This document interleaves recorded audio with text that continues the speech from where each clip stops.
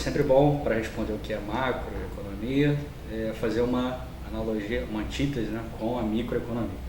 Enquanto a microeconomia ela vai estar preocupada em decisões de famílias e empresas, né, decisões de consumo e de produção, e a partir dessas decisões uma determinada quantidade vai ser produzida e um preço vai ser dado em determinado mercado. A macroeconomia, por outro lado, ela vai estar preocupada na agregação dessas diversas decisões de famílias e empresas. E a partir dessa agregação de decisões individuais ou decisões de pequenos grupos, você vai ter uma quantidade de bens e serviços finais produzidos em determinado período, que é o que a gente chama de produto interno bruto. E a partir dessa quantidade produzida, você vai ter também um determinado nível geral de preços, né, em determinado período. E a variação entre dois períodos desse nível geral de preços é o que a gente chama de inflação, né? Então, essa associação entre decisões micro, né, de famílias e empresas que agregadas vão gerar preocupações macroeconômicas, como o PIB e a inflação. Tipicamente, a microeconomia ela vai estar preocupada com uma determinada empresa ou um grupo de empresas, que a gente chama de indústria, uma cadeia produtiva. Por exemplo, a produção de aço em determinado ano, né, a produção de carros em determinado ano. Essa é tipicamente uma preocupação microeconômica. Enquanto a macroeconomia ela vai estar preocupada sempre em decisões agregadas de vários indivíduos, de várias empresas e várias famílias, como por exemplo a inflação, né? A inflação enquanto variação entre dois períodos ou alguns outros períodos do nível geral de preços é tipicamente uma preocupação macroeconômica, né? O nível geral de atividade, né, dessa economia, que é o PIB, também é uma preocupação macroeconômica. O tripé macroeconômico ele é a cereja no bolo de uma mudança que a gente teve lá na década de 90. Né? Entre 1930, o pós-29 e até a década de 80, mais ou menos, o Brasil ele fez uma série de coisas que tentavam gerar crescimento com o que a gente chamou lá na época de substituição de importações. Ou seja, usou ativamente a política econômica, política macroeconômica e políticas setoriais, que são políticas microeconômicas, para tentar gerar algum tipo de crescimento econômico. Isso não deu certo, porque na década de 80 a economia brasileira ela era uma economia hiperinflacionada e com extrema desigualdade de renda, né? Então, a partir da década, no finalzinho da década de 80, a partir da década de 90, uma série de medidas foram adotadas, tanto do ponto de vista macro, né, que é a política macroeconômica, que redundou no Plano Real, em 94, e a política micro, com privatizações, reformas, etc., que dariam origem a uma economia mais aberta, né? Não tão aberta, mas muito mais aberta do que ela foi naquele período entre 30 e 80. E o tripé macroeconômico, ele é a cereja no bolo de todo esse processo do ponto de vista macroeconômico, que o tripé era constituído, né, por superávit primário, né, que o governo tipicamente ele teria que alcançar metas de superávit primário, que é confronto entre receitas e despesas não financeiras. Você inaugurou também um regime que a gente chamou de metas para a inflação, que o Banco Central tipicamente ele estaria preocupado e teria que atingir uma meta de inflação em determinado ano. Hoje essa meta é 4,5%. E além disso, você não teria mais controles cambiais, né? Você teria um câmbio flutuante, né? Câmbio flutuante, superávit primário e meta de inflação constitui esse tripé macroeconômico, que é meio que a cereja no bolo de toda uma mudança que houve na década de 90. Tem muita controvérsia entre os economistas se o tripé macroeconômico ele de fato ele continuou durante esses 16 anos, né, de 99 até hoje, ou se de fato em algum momento ele foi abandonado, né? Eu concordo com os economistas que acham que de fato ele foi abandonado. Entre 99 e 2008 você tipicamente perseguiu esses objetivos, né? superávit primário, metas para inflação e um câmbio flutuante. E a partir da crise, né, houve a crise, o governo implementou uma série de medidas que ele chamou de política econômica anticíclica, que redundariam numa coisa chamada nova matriz econômica ou macroeconômica, que isso meio que substituiu esse tripé macroeconômico. Se não substituiu, no mínimo flexibilizou, né, essas metas do tripé. A nova matriz macroeconômica, ela surge de um diagnóstico, né, da economia brasileira de que existia falta de demanda, né? As empresas elas não investiam mais porque elas não tinham a exata previsibilidade de que aquela oferta que elas produziriam a mais fosse demandada no mercado. E o governo ele fez um diagnóstico baseado em dois vetores. O primeiro vetor era a taxa de juros. Ele achava que a gente tinha uma taxa de juros muito alta, a taxa básica de juros, e essa taxa básica de juros ela poderia ser menor. E houve a redução dessa taxa básica de juros, principalmente a partir de 2011 até o final de 2012, ela chegou em alguma coisa próxima a 1,5% em termos reais. E além da taxa de juros, que beneficiaria uma taxa de juros menor, beneficiaria muito a indústria, você também teve um câmbio mais depreciado, você conviveu principalmente a partir de 2011 para frente, né, até aqui, com uma taxa de câmbio um pouco mais depreciada do que seria usual, né? Taxa de câmbio mais depreciada beneficiaria exportações, aumentaria as nossas exportações. E taxa de juros menores reduziria o custo do capital e tenderia a aumentar o investimento para as indústrias. E isso aumentaria o crescimento econômico. Então isso meio que substituiu aquele tripé. Por quê? Porque taxa de juros no tripé macroeconômico ela tinha uma função, que era controlar a inflação. Não à toa, nesse período pós-2008, a gente sempre tem convivido sistematicamente com uma taxa de inflação maior, né? Sempre no limite superior da meta e com controle de preços administrados. Então houve uma mudança nesse período. Até 2008 a gente tinha um conjunto macroeconômico que era o tripé, e a partir de 2008, principalmente a partir de 2011, você modificou essa política macroeconômica no que foi considerado chamado de nova matriz macroeconômica, uma preocupação muito forte em relação aos juros e ao câmbio.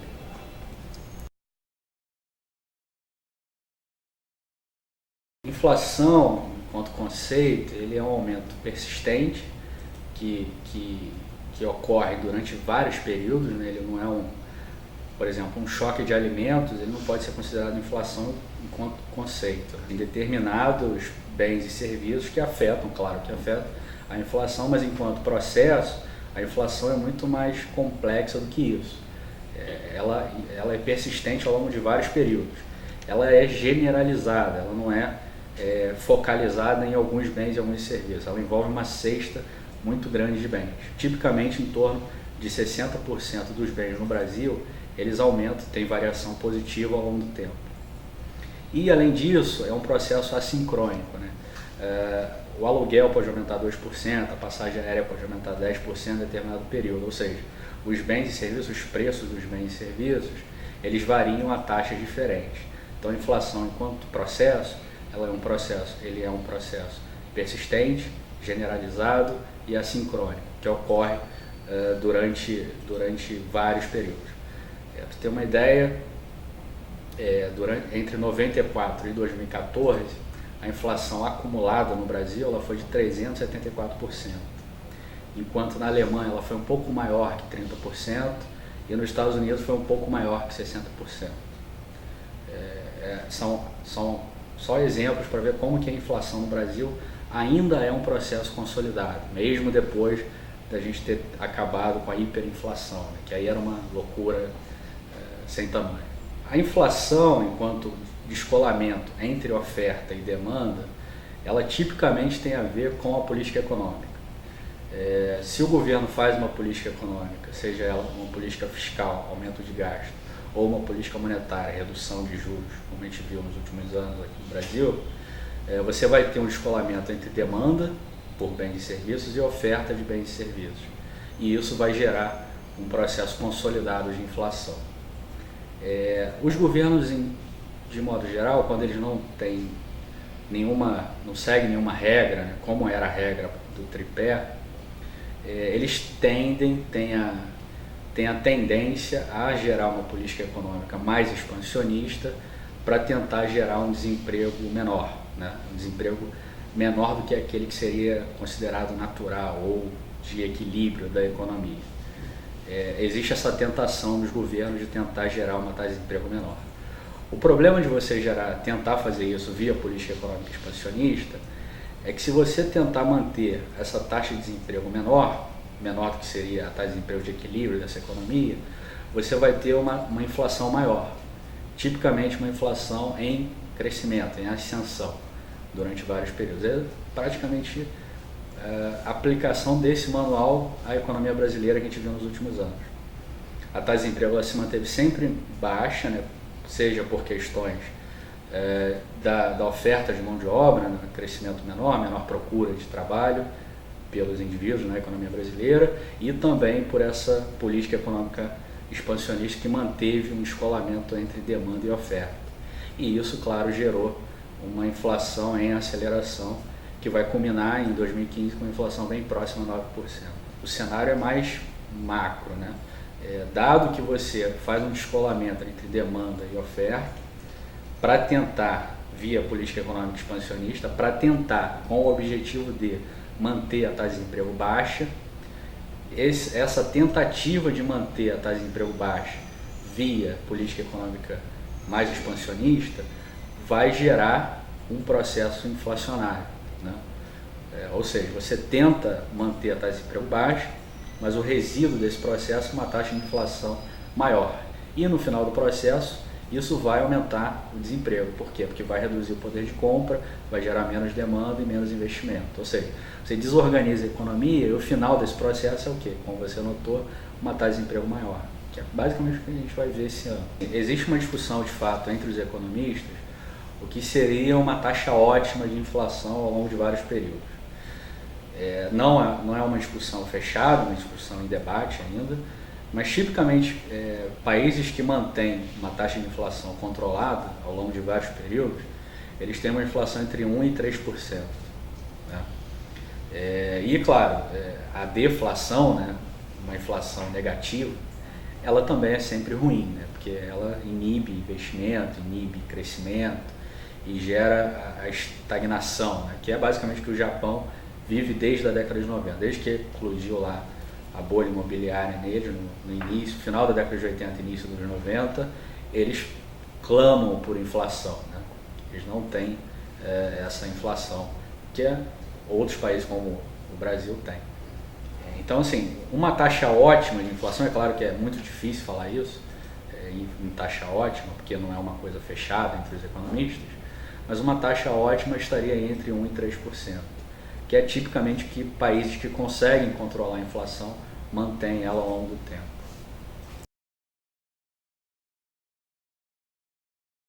Se a gente tivesse um título de especialista em protecionismo, tipo o Campeonato Brasileiro, quem é o campeão em protecionismo? O Brasil concorreria. A gente fez isso ao longo de mais de 50 anos. Né? Como eu falei lá, da crise 29, que a gente decidiu mudar o regime de agroexportador para um regime de substituição de importações, naquele período o que a gente mais fez foi proteger a indústria, né? E a partir dessa proteção à indústria, substituir importação e tentar gerar uma economia industrial com crescimento. Deu certo? Isso aí também é uma coisa em aberto entre os economistas. Vai ter economista que vai ser da opinião de que deu certo, que nós nos tornamos a 7ª maior economia do mundo, ou algo do tipo. Mas em termos per capita, hoje a gente ainda é uma economia de renda média, né? Tipicamente a gente tem uma renda per capita entre 12, 13, 14 mil dólares, o que é considerado uma renda média, enquanto países avançados têm renda acima de 40 mil dólares. E além disso, durante esses 50 anos, a gente oferiu uma economia com hiperinflação e com desigualdade extrema de renda, né? Então, tipicamente, os países que mais avançaram em termos de renda per capita, eles foram economias que ou liberalizaram a sua economia ou se colocaram para o mundo, né? Os países asiáticos, por exemplo, Coreia, Japão, própria China agora, elas são países que não liberalizaram totalmente as suas economias, mas foram para o mundo, né? Foram para a guerra, ou seja, exportaram mais, abriram as suas economias para exportação. E a partir disso, quando você libera a tua economia, você tem acesso a outros bens e outros serviços, a máquinas, equipamentos mais avançados que você teria numa economia fechada. Isso daí incentiva a inovação, você vai ter empregos de qualidade melhor, você vai ter produtos de qualidade melhor e tipicamente com preço menor, né? Ou seja, você consegue ter esse crescimento econômico, esse aumento de renda per capita de uma forma mais facilitada do que você teria numa economia protecionista, como foi a economia brasileira até a década de 80. Além de todos esses problemas que eu falei, o Brasil, na década de 80, era um país com produtos, com bens e serviços ruins e com preços extremamente elevados, se comparados aos seus pares internacionais. Hoje, você pega vários rankings aí, que tentam medir a proporção entre exportações e importações sobre o PIB, que a gente cria lá o coeficiente de abertura. O Brasil é tipicamente, se não é o país mais fechado, em alguns anos ele é um dos mais fechados do mundo, né?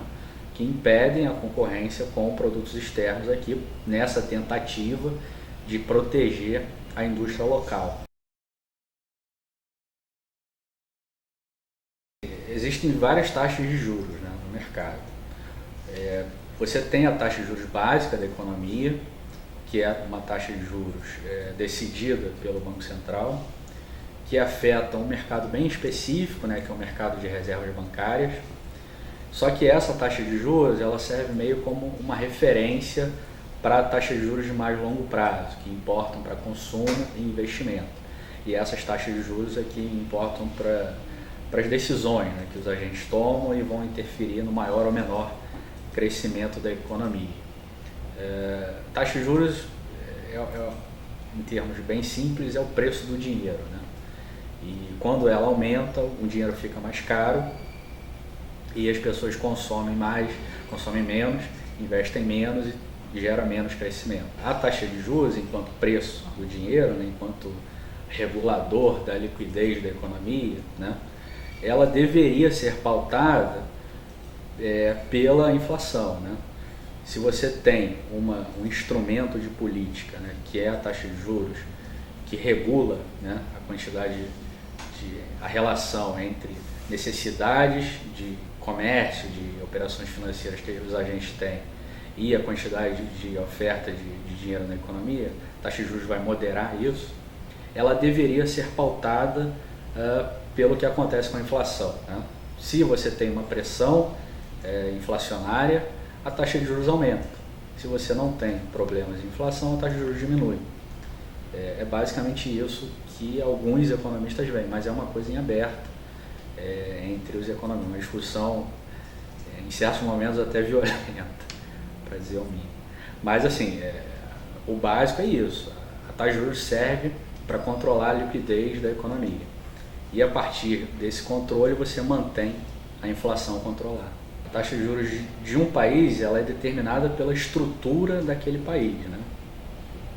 Países têm taxas maiores ou menores a depender de diversos fatores. Por exemplo, uma taxa de juros vai ser maior se o governo sistematicamente gasta mais do que arrecada.